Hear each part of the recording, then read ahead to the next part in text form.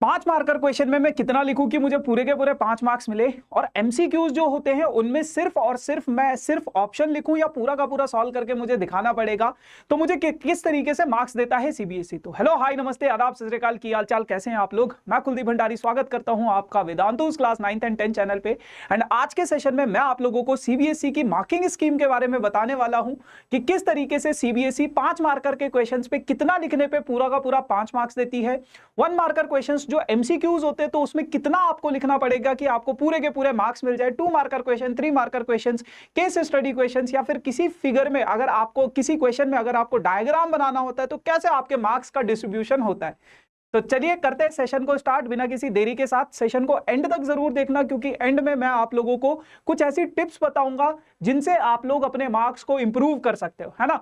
तो फिर करते हैं सेशन को स्टार्ट, है ना। लेकिन अगर अभी तक आप लोगों ने वीडियो को लाइक नहीं किया तो यार सबसे पहले वीडियो को एक थम्स अप दे दो। एंड मेक श्योर जो भी बच्चा नया है इस चैनल पे, आप लोग इस चैनल को सब्सक्राइब जरूर करना, क्योंकि ऐसा कंटेंट अगर आपको टाइम पे डिलीवर होगा तभी आप अपना एग्जाम का प्रिपरेशन अच्छे तरीके से कर पाओगे, है ना। तो सही कंटेंट और सही टाइम पे पाने के लिए मेक श्योर कि आप लोग चैनल को सब्सक्राइब जरूर करना। तो चलो इस वीडियो में पर्टिकुलर मैं सिर्फ और सिर्फ मैथ सब्जेक्ट की बात करूंगा क्लास 10th के बच्चों के लिए, या फिर जो क्लास 9th के बच्चे भी, अगर कोई और ग्रेड के बच्चे भी इस सेशन को देख रहे हैं तो आप लोगों के लिए भी ये सेशन काफी ज्यादा इंपॉर्टेंट हो सकता है, क्योंकि लगभग सभी जगह पे मार्किंग स्कीम इसी तरीके की होती है। तो चलिए सबसे पहले मैं आपको आपके एग्जाम का पैटर्न बता देता हूं। देखो आपके जो मैथ्स का एग्जाम होता है बेटा, उसमें 5 सेक्शन होते हैं, section A B C D and E, है ना। तो उन सेक्शंस में जो पहला सेक्शन होता है सेक्शन ए, वो 20 एमसीक्यू क्वेश्चन होते हैं उसमें, और हर क्वेश्चन 1 मार्क्स का होता है। पैटर्न यही रहता है, ठीक है। सेक्शन बी आपके पास 5 क्वेश्चंस आएंगे, हर क्वेश्चन 2 मार्क्स का होगा। सेक्शन सी 6 क्वेश्चंस आएंगे, हर क्वेश्चन 3 मार्क्स का होगा। सेक्शन डी आप लोगों के पास 4 क्वेश्चन रहेंगे और 5 मार्कर क्वेश्चन इसमें रहते हैं। उसी तरीके से सेक्शन ई में आप लोगों के पास 3 केस बेस्ड क्वेश्चंस रहते हैं, जिनमें आपके पास 4 मार्क्स का प्रत्येक क्वेश्चन रहता है, ठीक है। और उसके अंदर पार्ट्स में डिवाइडेड होता है, पहला पार्ट, दूसरा पार्ट और तीसरा पार्ट। 3 पार्ट होते हैं, 2 पार्ट्स 1-1 मार्क्स के होते हैं और 1 पार्ट 2 मार्क्स का होता है, ठीक है। अच्छा, ऑल क्वेश्चंस आर कंपलसरी, सभी क्वेश्चंस कंपलसरी है, और कहीं कहीं पे आपको इंटरनल चॉइस भी दी जाती है, और पाई की वैल्यू 22/7 आपको लेना है अगर गिवन नहीं है तो, है ना। वीडियो ज्यादा लंबा नहीं रखूंगा और फटाफट से बताता हूं आप लोगों को कि अगर मैं बात करूं सेक्शन ए की, जिसमें आप लोगों के पास 20 एमसीक्यूज हैं, 20 एमसीक्यूज हैं बेटा। जनरली इसमें आपके पास 18 एमसीक्यूज के फॉर्म में होते हैं और 2 आपके पास असर्शन रीजन होते हैं। उससे हमें कोई फर्क नहीं पड़ता, हमें फर्क पड़ता है एमसीक्यूज से। अब आपको कितना लिखना होता है अपना आंसर। बहुत बार बच्चे कहते हैं कि सर क्या एमसीक्यू में मुझे पूरा का पूरा क्वेश्चन सॉल्व करके दिखाना पड़ता है? नहीं, एमसीक्यूज में आप लोगों को सिर्फ और सिर्फ ऑप्शंस लिखने होते हैं। सिर्फ ऑप्शंस लिख दो, आप लोगों के पूरे मार्क्स मिल जाएंगे। ऑप्शंस यानी कि ए लिख दिया, पहले का आंसर अगर ए है तो पहले का आंसर ए, फिर दूसरे का आंसर अगर बी है तो फिर दूसरे का आंसर बी, तीसरे का आंसर अगर सी है तो तीसरे का आंसर सी। तो इस तरीके से आप लोगों को सिर्फ और सिर्फ ऑप्शंस लिखने होते हैं, ठीक है। एमसीक्यूज में पूरा 1 मार्क्स आप लोगों का मिल जाएगा, ठीक है, सॉर्टेड है। अच्छा, फिर अगर मैं बात करूं, अगर आप लोगों के पास सेक्शन बी जो कि 2 मार्कर क्वेश्चंस होते हैं, तो 2 मार्कर क्वेश्चंस में आप लोगों को किस तरीके से लिखने होते हैं। देखो बेटा, 2 मार्कर क्वेश्चंस में ना जनरली सीबीएसई ना हर एक स्टेप वाइज जो बड़े बड़े मार्क्स होते हैं ना, उनमें स्टेप वाइज मार्क्स डिस्ट्रीब्यूट करता है। जैसे अगर आपके पास 2 मार्क्स है तो हर एक स्टेप के लगभग आधा मार्क्स, किसी किसी क्वेश्चन में एक स्टेप का 1 मार्क्स भी होता है अगर वो बहुत ज्यादा इंपॉर्टेंट स्टेप होता है, बट जनरली लगभग आधा मार्क्स आपको हर स्टेप पे मिलता है ना। तो इसका मतलब क्या है, अगर आपको 2 मार्क्स चाहिए तो आपको 4 इंपॉर्टेंट स्टेप्स आपको लिखने पड़ेंगे टू गेट फुल 2 मार्क्स। अब जैसे आप लोगों की स्क्रीन पे एक क्वेश्चन है, ये क्वेश्चन है, ये 2 मार्क्स का क्वेश्चन है कि prove that √2 is an irrational number. आप सभी को आता है किस तरीके से करना है। अब देखो सीबीएसई किस तरीके से मार्क्स डिस्ट्रीब्यूट करती है ना इसको, जैसे जो सीबीएसई ने सैंपल पेपर निकाला था उसमें मार्किंग स्कीम भी निकाली थी ना, तो उसी के बेसिस पे मैं ये बता रहा हूं। तो देखो आपको क्वेश्चन तो पूरा सॉल्व करना है। 4 स्टेप्स का मतलब ये नहीं है कि सिर्फ 4 स्टेप में आपने पूरा खत्म कर दिया क्वेश्चन, नहीं, आपको क्वेश्चन पूरा सॉल्व करना है। जब आप अपना ये पहला स्टेटमेंट लिखोगे तो आपको मिलेगा आधा मार्क्स, ठीक है। फिर अगर आप यहां से लेके यहां तक चीजों को सॉल्व करोगे तो आपको मिलेगा आधा मार्क्स, है ना। फिर ये वाला अगर आप सॉल्व करोगे तो आपको मिलेगा आधा मार्क्स, और लास्ट जो फाइनल स्टेटमेंट है उसका मिलेगा आधा मार्क्स। तो ये इस तरीके से स्टेप्स तो बहुत सारे हैं, स्टेप्स तो बहुत सारे, लेकिन शुरुआत होगी यहां से आपका, मतलब क्वेश्चन ऐसा नहीं है कि 4 ही लाइनों में खत्म कर देना है, करना पूरा है उसको, है ना। बट आप लोगों को इस तरीके से इसके मार्क्स डिस्ट्रीब्यूट किए जाते हैं कि जब आपने इतना लिखा तो आधा मार्क्स, फिर इतना लिखोगे तो आधा मार्क्स, फिर इतना लिखोगे तो आधा मार्क्स, और फिर लास्ट का जो फाइनल आंसर होता है उसका होता है आधा मार्क्स, है ना। कई बार आप लोगों के मन में ये होता है ना कि यार मेरे को पूरा क्वेश्चन नहीं आता तो कितना मार्क्स मिलेगा मुझे इसमें, है ना, जिससे आप अपना अच्छे से एनालिसिस कर सकते हो। ठीक चलो आगे अगर मैं बात करूं 3 मार्कर क्वेश्चंस की, तो ये आपके पास 3 मार्क्स का क्वेश्चन है, ये आपके पास 3 मार्क्स का क्वेश्चन है ना। आपको दिख रहा है वर्ड प्रॉब्लम है। तो 3 मार्कर क्वेश्चंस में किस तरीके से आप लोगों के मार्किंग की जाती है, इसमें भी जनरली आप लोगों के पास स्टेप वाइज मार्क्स दिए जाते हैं, और हर एक स्टेप के या तो 1 मार्क होता है या तो आधा मार्क्स होता है, वो डिपेंड करता है कि कितना मतलब इंपॉर्टेंट वो स्टेप है ना। तो स्टेप को लगभग लगभग आधे मार्क्स में आप लोगों को मिलता है, मतलब एक स्टेप का आधा मार्क, दूसरे स्टेप का आधा मार्क। तो उस हिसाब से आपको इसमें 6 इंपॉर्टेंट स्टेप्स लिखने होते हैं, 6 इंपॉर्टेंट स्टेप्स। अब 6 इंपॉर्टेंट स्टेप्स का मतलब ये नहीं है कि 6 लाइनों में खत्म कर दो। जैसे ये क्वेश्चन है आपके पास, अगर आप इसका सॉल्यूशन देखोगे तो इस तरीके से आप इसको सॉल्व करोगे। अब देखो इसका मार्क्स कैसे मिलता है आपका, जब आपने अज्यूम किया कि लेट 2 नंबर है एक्स एंड वाई, फिर आपने बोला ओरिजिनल नंबर इतना है, और जब डिजिट को रिवर्स करेंगे तो जो रिवर्सिंग डिजिट होगा वो इतना होगा, तो इतना लिखने पे आपको मिलता है सिर्फ आधा मार्क्स। अगर आपने इतना लिख दिया आधा मार्क्स मिल जाएगा, उसके आगे अगर आपने गलत कर दिया मार्क्स नहीं मिलेगा। ठीक है। फिर जब आप अपना इक्वेशन अकॉर्डिंग टू क्वेश्चन जब इक्वेशन फॉर्म करते हो तो आपको मिलता है आधा मार्क्स।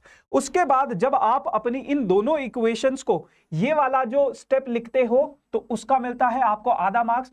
दोनों इक्वेशंस को सॉल्व करोगे तो आधा मार्क्स और मिलेगा। एक्स और वाई की वैल्यूज जब निकालोगे तो आपके पास आधा मार्क्स मिलेगा, और फाइनल स्टेटमेंट का जो आपके पास मिलेगा आधा मार्क्स।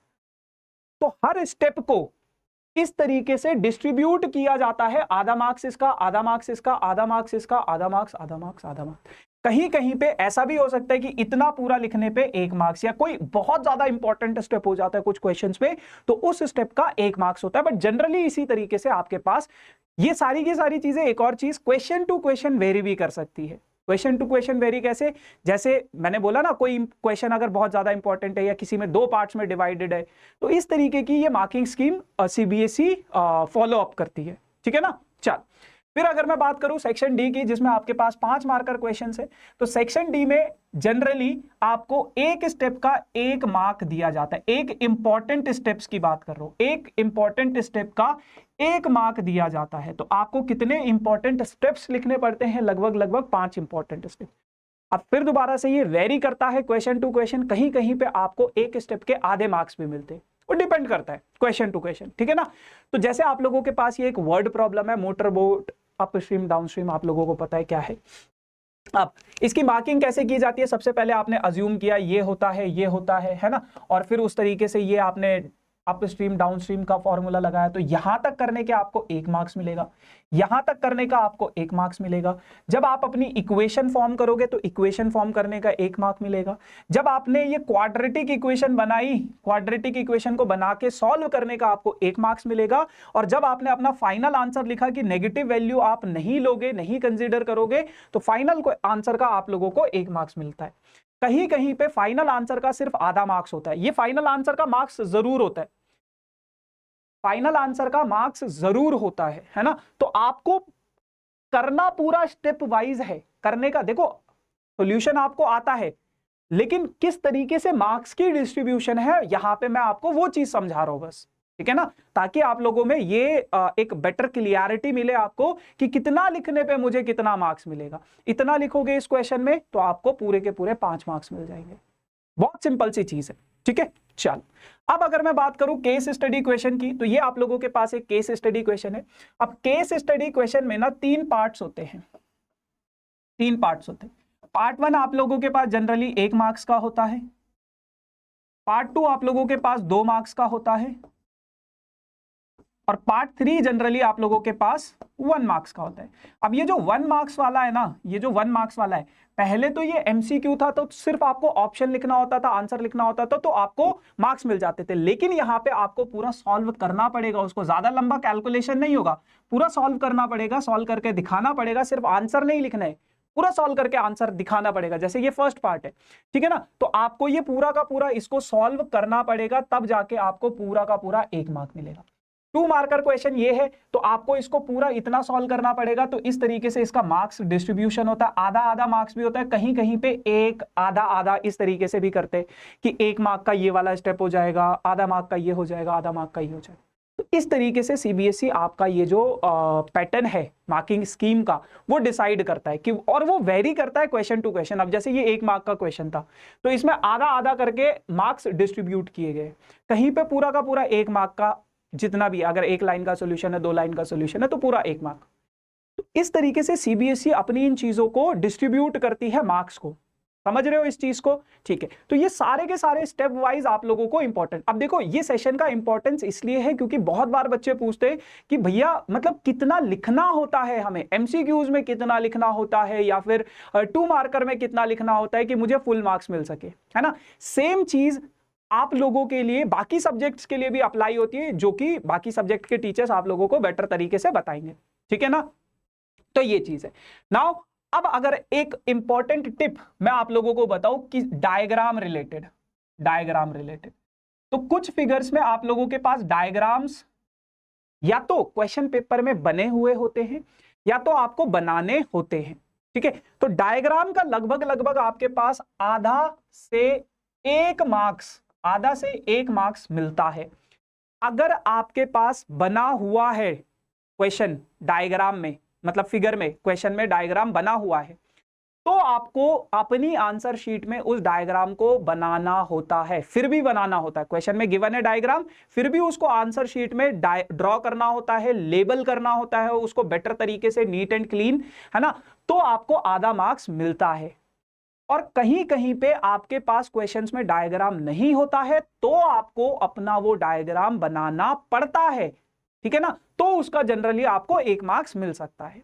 डिपेंड करता है, अगर छोटा है, मतलब अगर नहीं है तब तो बनाना ही है ना, तो उसके मार्क्स तो होते ही है, आधा मार्क्स भी होता है, कहीं कहीं पे 1 मार्क्स भी होता है, according to the difficulty of that particular diagram, ठीक है ना। तो इस तरीके से सीबीएसई अपना पूरा का पूरा ये पैटर्न मार्किंग स्कीम का डिसाइड करता है। तो अब आप लोगों के लिए ये समझना है कि मुझे कितना किस क्वेश्चन में लिखना है, ठीक है ना। तो जब आप अपना लिखते हो ना, आंसर्स लिखते हो, घर पे प्रैक्टिस करते हो, तो ये सारी चीजें नोट करके देखना कि मुझे किस तरीके से पूरा लिखने की हैबिट बनाओ। कई बच्चे होते हैं ना बिल्कुल इस तरीके से रफ वर्क जैसे करते हैं ना, तो उस तरीके से चीजों को करने लग जाते हैं, ठीक है ना। तो ये सारी चीजें थी, ठीक है। ये शायद वो, अच्छा वो 1 मार्कर, ठीक है। बाकी यार ये मेरा इंस्टाग्राम आईडी है, अगर किसी को पर्सनली कनेक्ट करना हो तो कनेक्ट कर सकते हैं। ये वेदांतु का ऑफिशियल टेलीग्राम ग्रुप है जिसका लिंक डिस्क्रिप्शन में है।